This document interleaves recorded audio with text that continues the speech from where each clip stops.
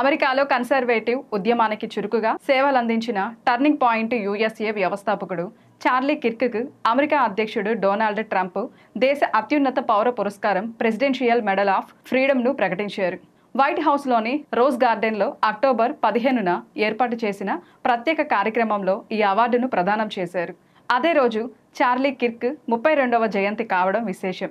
Kirk భార్య Erika Kirk తన కుటుంబం తరపున ఈ అవార్డును స్వీకరించారు.